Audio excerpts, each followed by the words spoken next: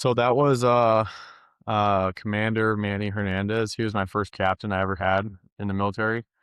Um, he was a you know, so he was captain of Spruance while I was on Spruance. He joined the Navy, 17, immigrant from Mexico, I believe through like the military green card program, and worked his way up from like a deck seaman, which is the lowest rank in the military, all the way through the enlisted ranks, transitioned over to the officer program side, and then all the way up to commander and took command of a ship. And he was like the first non-father figure I had, really, I would say, because he was not my friend. Um, just like the way like your father and my father, like they're not supposed to be friends. They're supposed to be our Right. fathers, Yes. right?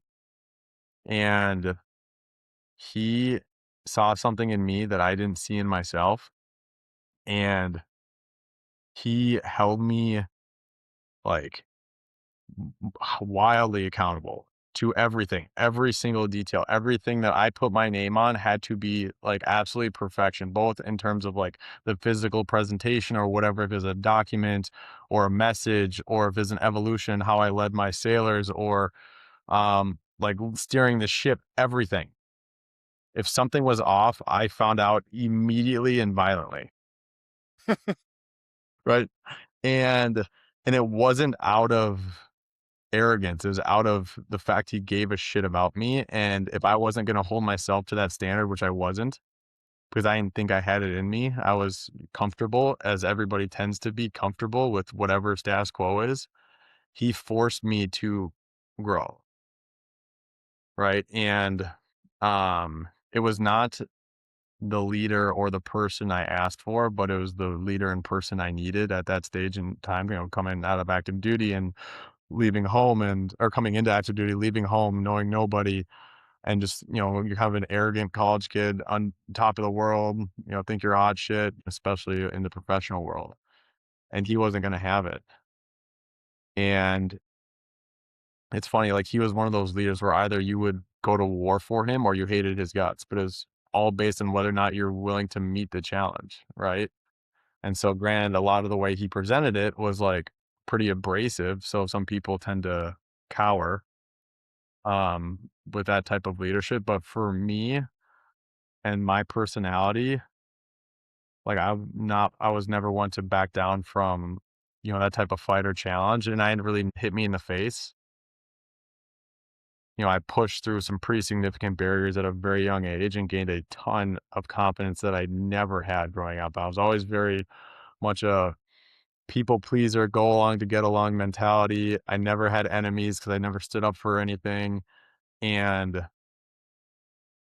I mean, I made a lot of friends that way, but I was never ever going to get what I wanted because I put other people's priorities above.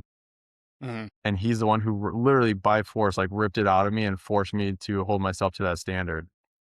I mean, I feel so fortunate to have had that type of leader, because in, had I worked with him, say at not 22, at like, 27, maybe 32, but later on when I was more set in my ways, I probably wouldn't have been as open to that leadership style, which is probably why, he was kind of one of those divisive leaders. Mhm. But for me, it was like everything I needed to get out of who I was Mhm. for the better.